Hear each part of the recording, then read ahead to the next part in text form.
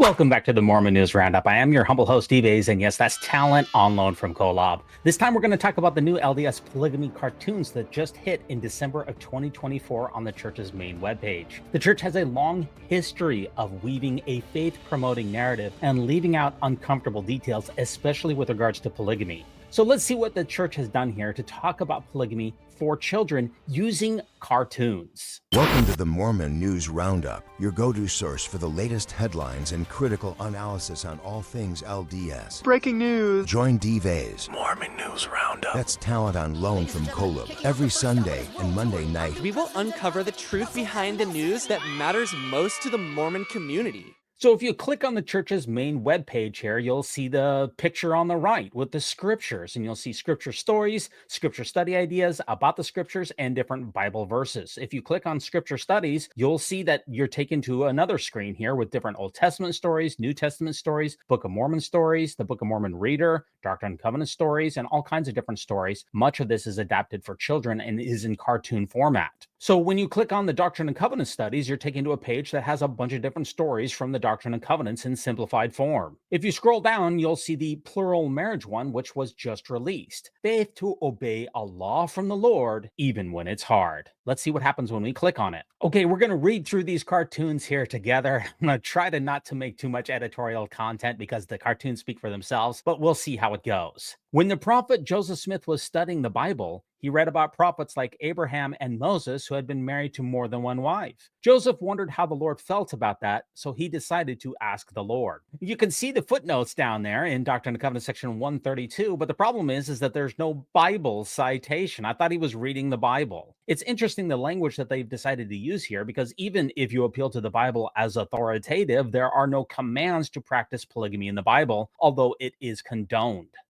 You condone this? The Lord said that usually a man should have only one wife, but sometimes the Lord commanded his people to be in marriages of one man and more than one woman. This was called plural marriage. The Lord told Joseph that his people should only be in plural marriage if he commands it. Now, of course, the obvious question here is, how do we know that the Lord said anything? That's never dealt with. We're just supposed to take it on faith.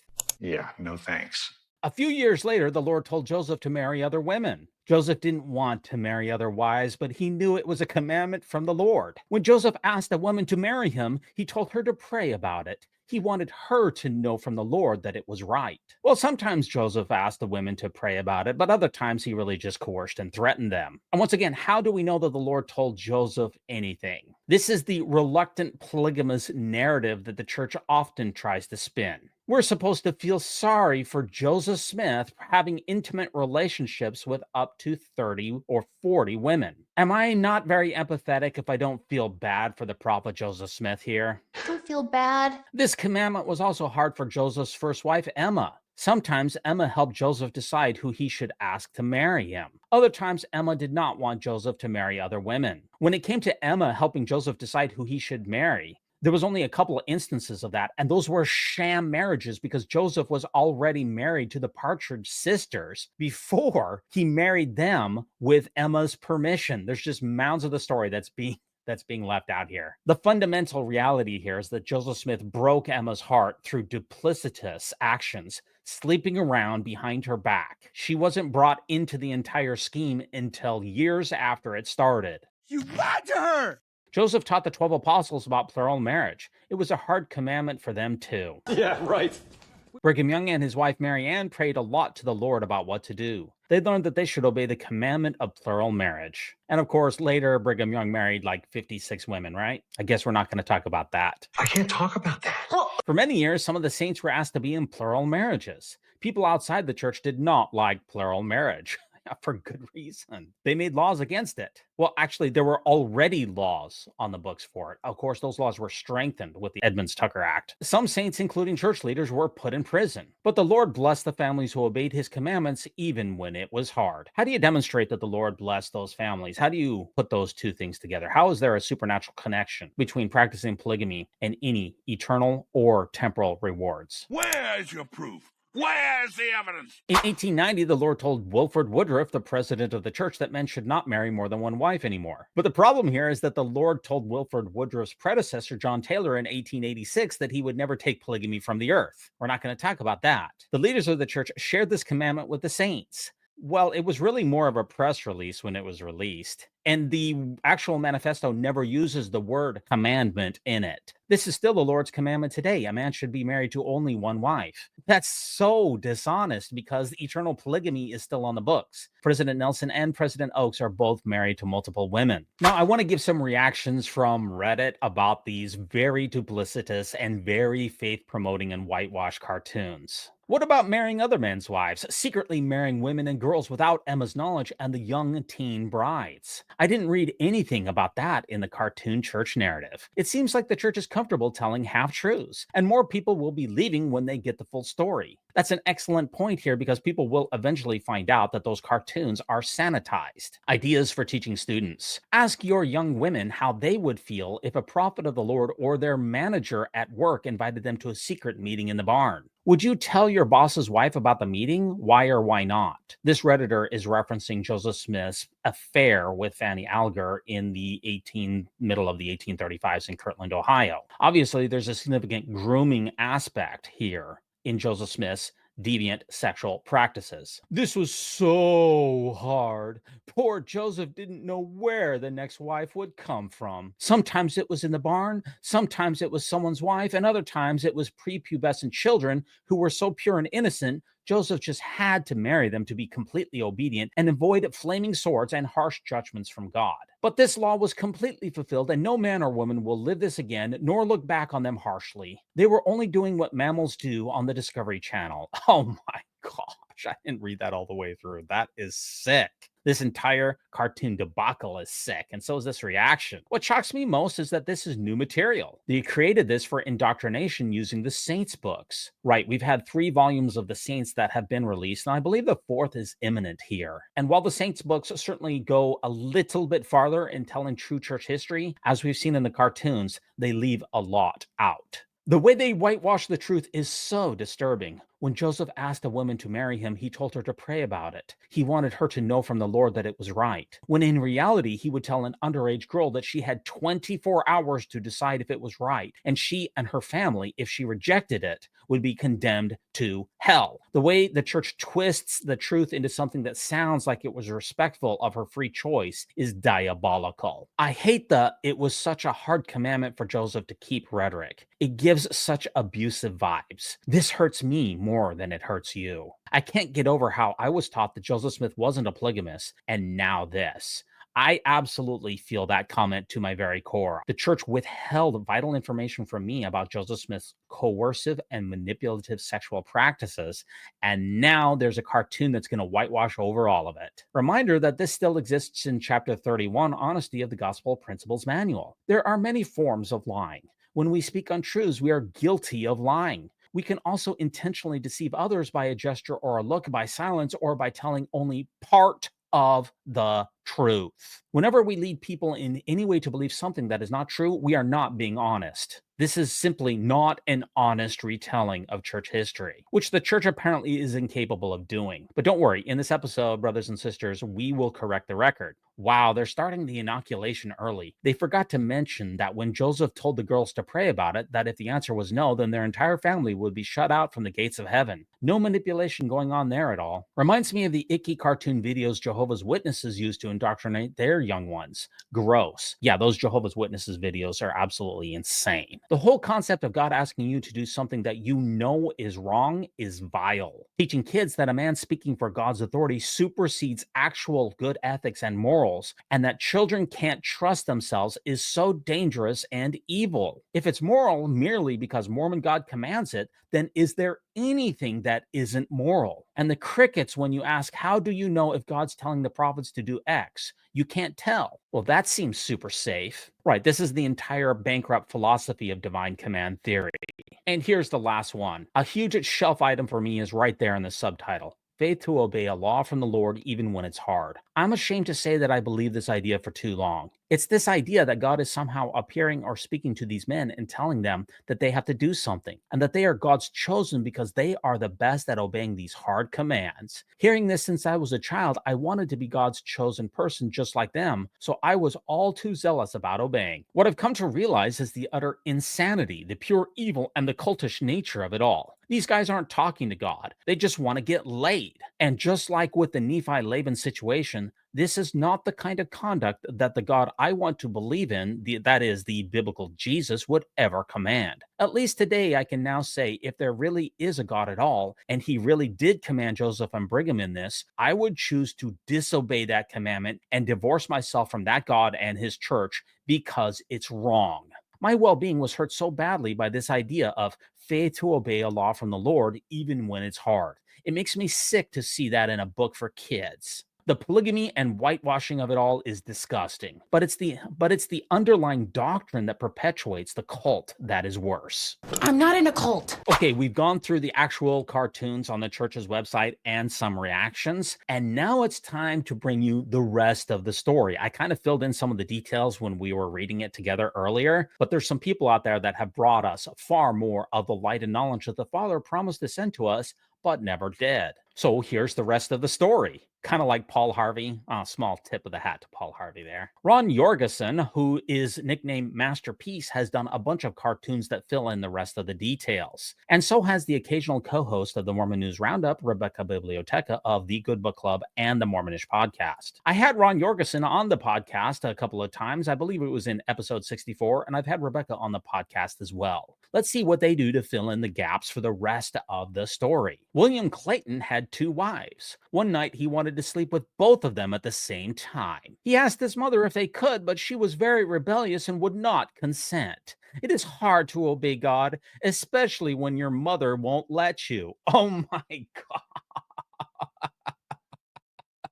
I do like how Ron has all of these footnotes as well. Oh my gosh, that cartoon is so sick. Look at those 2 girls. Oh my gosh, that is absolutely dreadful. It's going to get worse before it gets better here, folks. When Joseph was hiding from police who wanted to arrest him, he got very lonely. It was hard to be a prophet because Satan made bad people angry at him. Fortunately, God blessed Joseph with lots of women to keep him company in hard times. He wrote a letter to the Whitney family to bring his teenage wife, Sarah, to help make him happy. Oh my gosh. And they needed to, oh my gosh. And they needed to watch out for Emma because she didn't know about his secret wives yet.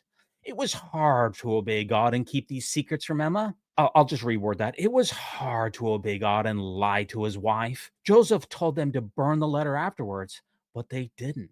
That is so messed up. William Clayton was married to 2 sisters and wanted to marry a third. But Joseph loved that same sister too. Oh no. Fortunately, God wanted Joseph to be happy and gave him a new revelation just in time, telling him a man could marry 2 sisters from the same family. Joseph asked William's help to marry the third sister. It was hard for William to give up a woman to Joseph, but he was willing to obey God's commandment. This is one of the worst stories right here. One day, Emma Smith found out about one of Joseph's secret teenage wives. She was very upset and started yelling at him. This made God sad because Joseph was a prophet and Joseph was just obeying God's commandments. Joseph had to use harsh measures to put an end to Emma's abuse. It was hard work keeping all of Joseph's women in line. That is so sick. These keep getting worse. When Martha Brotherton was 17 years old, her family moved to Nauvoo. She wanted to be such a good follower of Jesus. One day, Brigham and Heber wanted to introduce her to the prophet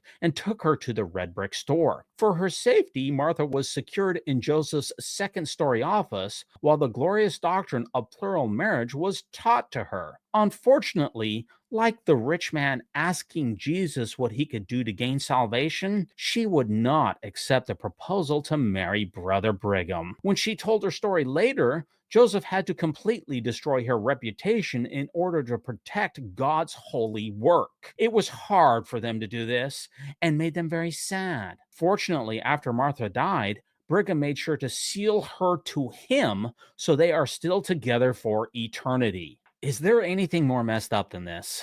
Yes, there is. Keep listening. Not every woman in Nauvoo was trying to be a good person. Martha Hogue married Henry Cook in 1842 and was supposed to help him care for his 3 children. But she would not leave the house without a good reason, used indecent language, and refused to obey her husband even after being physically punished. This was very hard for Henry, so he sold her to a friend for her weight in fish. Mary was very mad and took him before the high council. But the wise men used God's power of discernment to decide Henry did the best he could and let him go without charges. Needless to say, these cartoons didn't make it into the church's website. Elizabeth Durfee was an early member of the Nauvoo Relief Society. After one meeting, she felt bad and asked for a blessing, and sisters Emma Smith, Sarah Cleveland, and Elizabeth Whitney gave her one. The next meeting, Sister Durfee declared that had been the best blessing she had ever received, and said sisters have more faith than men. Elizabeth was blessed so much by her faithfulness, she was married to Joseph Smith within a couple of months of this. But Joseph couldn't tell Emma about this marriage, and that made him sad. It was hard to keep all of his wives a secret from Emma. Joseph Smith needed to convince teenage Nancy Rigdon to marry him. He wrote a letter to her saying that sometimes God commands people to do things that are normally wrong, but when God tells them to do it, it's okay, and it will make them happy. This was a very hard thing for Joseph to do, and it made them both very sad. She told Joseph no. So he waged a public campaign to destroy her character, including getting a friend to lie and say that she slept around with other men. It was hard for Joseph to ruin the life of the girl that he loved. And these cartoons come from Rebecca. At first, Joseph didn't want to marry so many women. God sent an angel with a flaming sword who said he would destroy Joseph if Joseph did not start marrying more women. Joseph was obedient and did what God wanted, even though Joseph never wanted to marry so many women. Sometimes God asks us to do hard things. The Lord didn't tell Joseph how he should follow the commandment of plural marriage. Joseph practiced with his teenage maid, Fanny Alger, alone in his barn. Oh my gosh. This was a hard thing for Joseph to do, but God commanded it, and Joseph wanted to be obedient. I'm literally getting physically ill. I'm not even joking here. When Emma learned that Joseph was practicing plural marriage with Fanny Alger in the barn, Emma sent Fanny far away. Fanny was sad to go. Joseph was sad because he was only doing what God had told him to do in the barn with Fanny. Sometimes Emma did not understand how hard it was for Joseph to follow God's will and marry many women. Emma needed to try harder to listen to God. When Joseph's friend Oliver Cowdery learned that Joseph was practicing plural marriage with Fanny Alger in the barn, Oliver thought Joseph was doing something wrong. Oliver told other people that Joseph should not do that. So Joseph excommunicated Oliver from the church for criticizing him. Joseph had to do hard things to follow God's will and marry many women. We can do hard things too, even if we have to lose friends. Joseph had to marry many women that Emma didn't know about. Sometimes he was already married to women when Emma said it was all right to marry them again. Then Joseph pretended to marry them for the first time. It's hard to do what the Lord wants, but it's important to follow his will, even if you have to lie to your wife. Sometimes Joseph saw a woman who was already married and knew that the Lord wanted him to marry her too. But what could he do? Joseph told husbands they needed to go on a mission. Once they left town, he would marry their wives in secret. Joseph was following the Lord's will, even though it was hard for him to marry so many women and trick their husbands. The Lord even wanted Joseph to marry sisters. It was hard for Joseph to marry so many women, but he was faithful and followed the Lord's will. Look at those 2 sisters. That literally breaks my heart. To help Emma understand that the Lord wanted Joseph to marry so many women, Joseph showed Emma a special revelation. It said God would destroy Emma if she didn't allow Joseph to follow God's will. It's important to do what God wants, even if you don't want to. Otherwise, he will literally destroy you. Joseph told the father that God wanted Joseph to marry his 14-year-old daughter. The father was glad to give his daughter to Joseph to marry to follow God's will. We should all be glad to be obedient. Sometimes the Lord told Joseph that he needed to marry a mother and a daughter at the same time. Joseph knew he couldn't question what the Lord wanted. Joseph was obedient and did whatever the Lord said, even though it was a hard thing to do. Okay, folks, I know that was pretty rough to get through all of those cartoons. Shout out to Masterpiece and Rebecca Biblioteca for bringing those cartoons. They are highly disturbing once you hear the complete picture. I have a few more reactions out there from Latter-day Saints and Latter-day Saint adjacent persons that I want to cover. Let's start first with Natasha Helfer. Natasha Helfer is the owner and founder of the group practice Symmetry Solutions, where they specialize in faith transitions, mixed faith marriage, and family situations, religious trauma, and sexuality. She's a licensed marriage therapist and a certified sex therapist. Here's what she posted on her Facebook page. So how's everyone dealing with the severely whitewashed and gaslighty poor Joseph and Brigham had to do really hard things for God version of polygamy in cartoon format the LDS Mormon Church came out with and did not announce? On the one hand, I'm glad they're actually owning the story. On the other hand, this is grooming 101, normalized and setting up folks to ignore their own inner conscience to put up with abusive behavior of others with,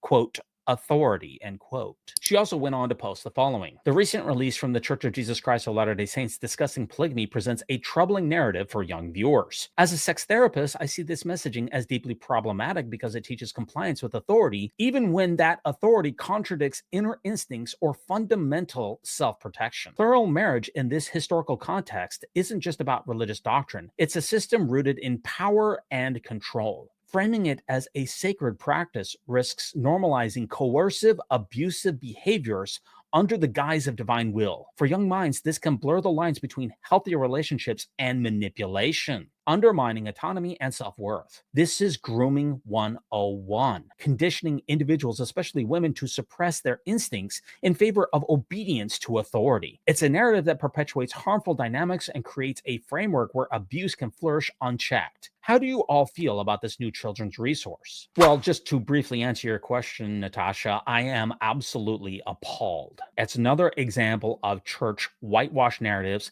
and failure to tell the complete story. And let's hear from Britt Hartley over there at No Nonsense Spirituality next. How did polygamy groom me?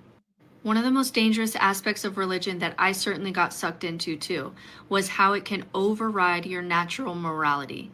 And in the Mormon Church, I especially learned how to do this with polygamy. This is a teaching that we show to Mormon children, that polygamy was hard and some people felt icky about it and we felt like it was wrong, but it was a commandment, so we have to do it anyway. We have to override it.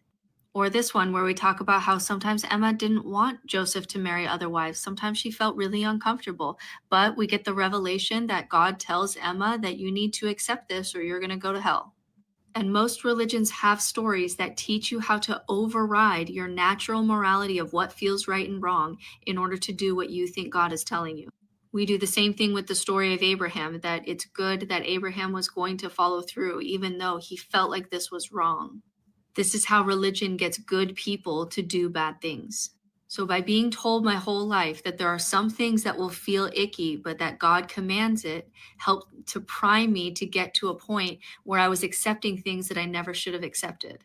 So sometimes I had red flags, like when I went to the temple and had to bow my head to obey my husband, and I didn't know that I would have to do that because nobody told me, beforehand. It wasn't informed consent.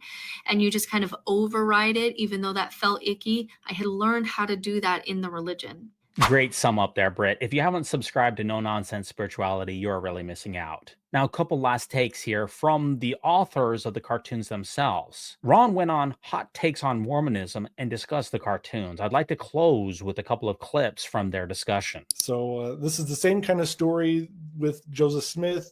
Oh, I don't really want to do this. The angel's making me. He's got a sword that'll kill me, so I have to do it. It's a horribly manipulative tactic. And then I keep going back to this is for primary age kids. So imagine your 4 turning 5-year-old hears this story in primary and comes home and goes, "Do you practice plural marriage? What's plural marriage? What does this mean?" And is asking all the questions very naively, wanting to know what this is and how do you have those conversations. And so what the church is trying to do is they're just trying to give you that water that is, oh, well, you've already kind of heard some of these things.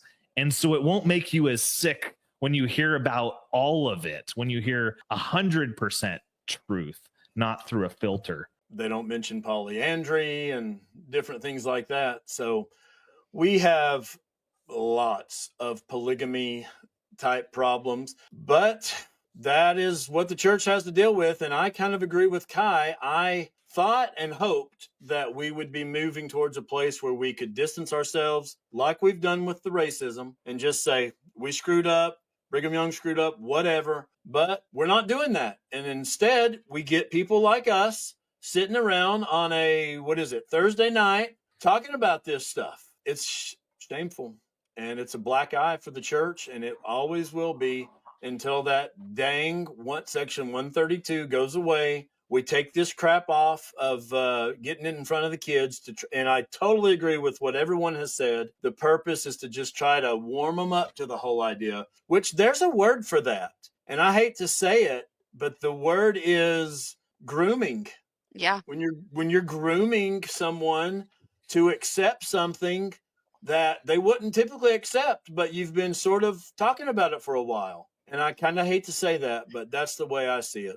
Before I give you some final thoughts, and for those polygamy deniers out there, I've released an episode called Problems in the LDS Essays on Plural Marriage. It's a 1-hour conclusive video which absolutely demonstrates beyond all question that Joseph Smith was a polygamist who married between 30 and 40 women and had intimate relationships with quite a few of them. For those polygamy deniers out there, rather than leaving a comment in this video about how Joseph Smith didn't practice polygamy, go over to that video and deal with the evidence. Okay, a couple final personal thoughts on this entire debacle. We were misled as church members for years about Joseph Smith practicing polygamy. It wasn't until approximately 2014 until the church came clean about Joseph Smith's very duplicitous practices and the fact that he married many mother-daughter pairs, even sister pairs, and underage girls as young as 14 with Nancy Winchester and a couple of others. So this is a typical example of church gaslighting and lying to the members and promoting a faith-promoting narrative. It's absolutely reprehensible. Teaching these doctrines to children, this is only what I can assume that these are for. They're in cartoon format. Why would you have cartoons for adults? It makes no sense. So I assume that these are aimed at children. Teaching children that whatever Mormon church leaders tell them to do about polygamy is right is absolutely reprehensible. We wonder how the church has such a problem with CSA in its pews. And it's because of messaging like this. At no point in time are any of these young women or young girls told that they are supposed to appeal to their own inner conscience about what is right and wrong. They're supposed to abdicate that to people like Joseph Smith, Brigham Young, and any other Mormon church leader who tells you what you're supposed to do. You have no autonomy in the Mormon church. You are supposed to be a blind sheep. And as Joseph Smith repeatedly threatened the women who he sexually manipulated, that if they did not accept it, that the gates of heaven will be closed. In other words, their eternal salvation was on the line. And it has been pointed out by Ron Yorgason and others, like the Martha Brotherton story, if you reject polygamy, your reputation is going to go through the mud. They're going to make up lies about you and absolutely destroy you. Even Emma Smith herself was told that if she did not accept polygamy, she would be destroyed. All of this nonsense is incredibly harmful.